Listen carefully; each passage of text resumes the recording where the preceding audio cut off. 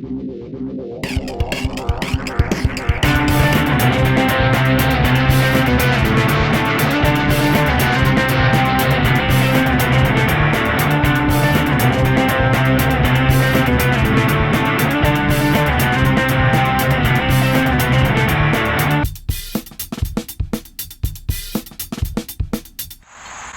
guys, welcome to another episode of Project Garage. Today we're going to be installing rear upper control arms and rear tow rods that are both adjustable on this 240SX. As you may notice, this is a hatchback. This is actually my girlfriend's car. She wants to go a little bit lower than she is and get flares and stuff.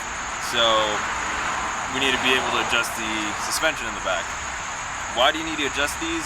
Because when you lower your car, the way the suspension geometry is, the rear tires camber negatively as you lower the car, and so does the front. So on the back, you fix that by getting these, which are adjustable. So when you lower your car, you can set your alignment back to the factory specs or a custom spec if you know how to, align your car. These are ISIS arms, and ISIS didn't have the best name back when they first came out, but they've gotten better and better, and they've gotten good enough to where I trust their parts on the car. Now, they are heavy, they don't use the best rod ends, but they get the job done, they're strong, they won't break, and it gives you the adjustability, which is the important part. Before we get into this, I just want to say, make sure you have an appointment set up to get your car aligned before you even do this. When you change these arms, the 240 has eccentric bolts holding these arms in, which basically means when you turn the bolt, it actually adjusts the alignment. So that, combined with the fact that these are adjustable, it's hard to actually get them back to the proper length that they need to be. All of that stuff combined, your car is not going to have a proper alignment when you're done installing these. So just make sure you have an appointment set up to align the car, because it could be dangerous, it's not going to handle well, and it'll eat up your tires really quickly when your alignment's bad. So with that being said, let's take the wheel off and go ahead and start putting these arms on.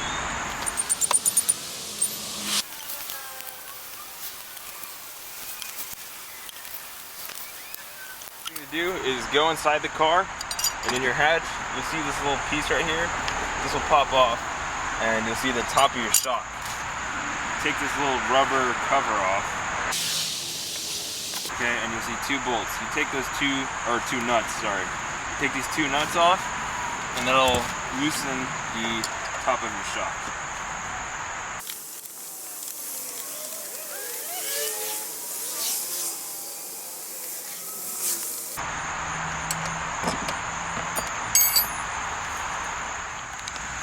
Okay, on the bottom of the shock, there's a nut right there. That is a 17mm nut. You're gonna have to take that off.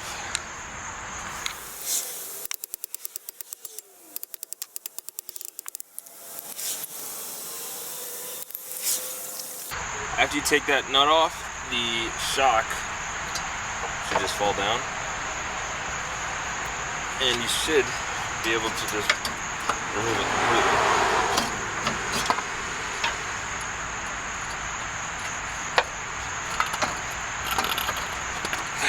Alright, now move that out of the way, and we can begin with our tow rod. Okay, so on the S13, this is your rear upper control arm, this is the brake rotor, and this is the driver's side. This is the rear upper control arm, and this is your tow rod. The tow rod is going to be the one on the back. These are 19mm bolt and nut sets. So get two 19mm wrenches and put some PB Blaster in these, because they're going to be very hard to get out. I also recommend putting a jack or something under this knuckle, so that this doesn't keep moving up and down when you try to loosen it.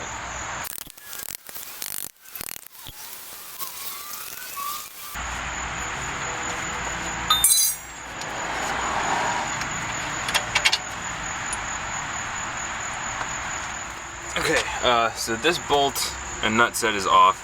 The other one is way down here above the exhaust. And this is one of those eccentric bolts that I was talking about. I'm not going to be able to videotape taking this off just because I have very limited space. But when you take this nut off that I'm looking at right now, this nut, when you take that off, there's a weird washer that has a point on the inside of it. You'll know what I'm talking about when you see it. Make sure you remember where that point was before you take it off, because when we put on the new tow arm, we have to put that washer in the exact same position that it was before. If we don't, then the alignment will be really weird. So just keep in mind where that washer point is, and again, you'll know what I'm talking about when you take the nut off. Just make sure you remember where that is. And it's the same deal on this upper control arm. This is the upper control arm. This is also an eccentric bolt. When you take this nut off, this washer has a point. It's the same as the tow arm. So just keep in mind where those points are. I'm gonna have to skip through this because I don't have that much space over here to do it. So I will take that nut off and then I will be right back. Okay, after you take out that eccentric nut, this tow arm will fall off. And this is what I was talking about on that, the eccentric nut. I don't know if you can see it, but that point is what I'm talking about. Just make sure you remember where that point is, so you can at least get your alignment somewhat close to spec before you take it to alignment. Okay, now we can put on the new tow rod. Now, for the new tow rod, one thing you should make sure to do is make sure that these are the same length. And I already did the other side, so I measured out the other one and made this one the same size. But make sure that the distance from this hole to this hole is the same on the new one that it was on the stock one. And then when you go to the alignment, then they'll align it, they'll put it on their machine and get it perfect. But just for a temporary fix, before you take it to alignment, make sure this is the same length. Okay, we can go ahead and put this new one on. Before we put on the new tow rod, let's take this bolt off because you'll have more space with the tow rod off. That's also a 17 millimeter, so you can use the same breaker bar setup that you used before to break this loose.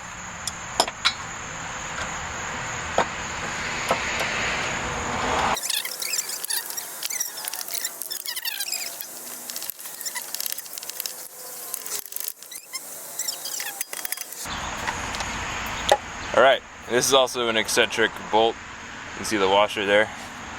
Let's keep this bolt in here and then break this loose so that we actually have something to push against. So I'm going to break this loose real quick.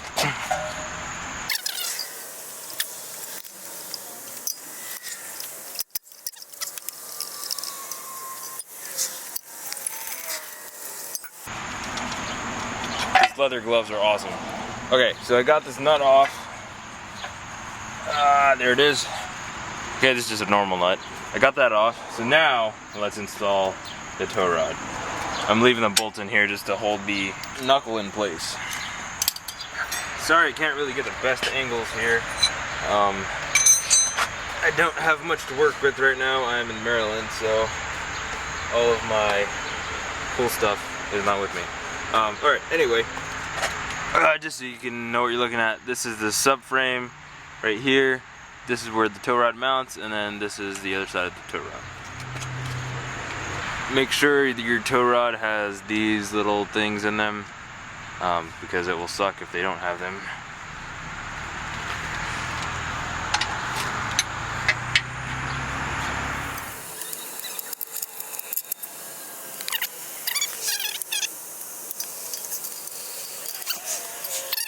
Okay, there's the new tow rod sitting in its new home, and I found out that, I don't know why I didn't think about this before, there's a little bolt here that holds the exhaust on. If you take that off, you actually get a little bit more room to work with that.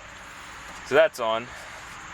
Now we can move on to our upper control arm. So just take out these bolts that we did before. This is the eccentric one. And actually you can see like these little markings here, and this is how they would have aligned it from the factory. Alright, and now we can just take off this old one that is now relevant. And we can put the new one on. And again, I did measure this beforehand, so I know that's the right size and everything. Let me make a little suggestion here. You can put these either way you want. So you can put it this way, or you can put it this way. But if you switch the orientation of it, you're gonna have to also use the other arm. Basically, you just want to make sure that this arm is always, I know you can definitely see that, it's curving upwards.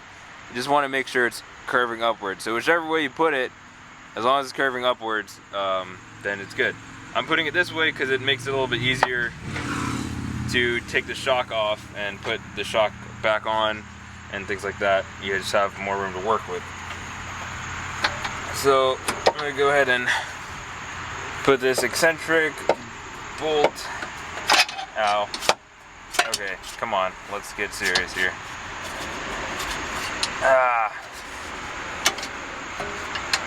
Alright, there we go. Okay, so that's on. And I'll put this bolt on.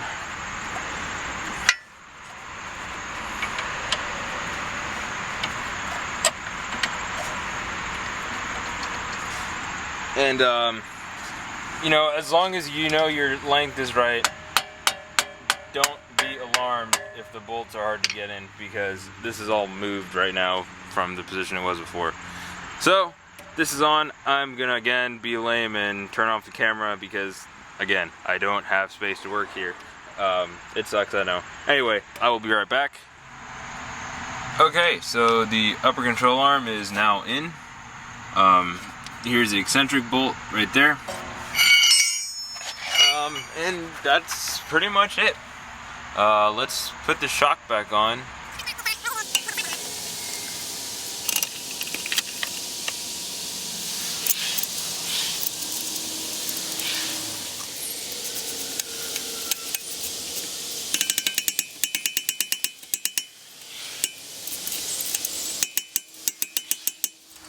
Okay, so that's it.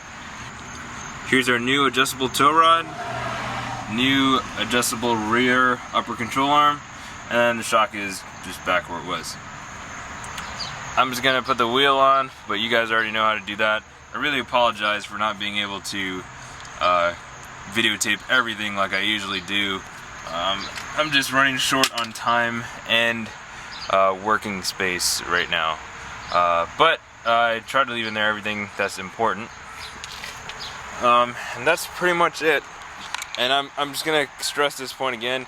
Please get the car aligned as soon as possible if you do this, because not only will you kill your tires, but you know, if you have too much toe out in the back, then you know the rear end's not going to be as stable. If you have too much toe in, it's going to be super stable, but you're going to wear out your tires a lot. You know, and you know, camber also wears out your tires a lot. If both tires are different, you know, specs, it's going to wear out your tires and it gets unsafe. It just plain gets unsafe.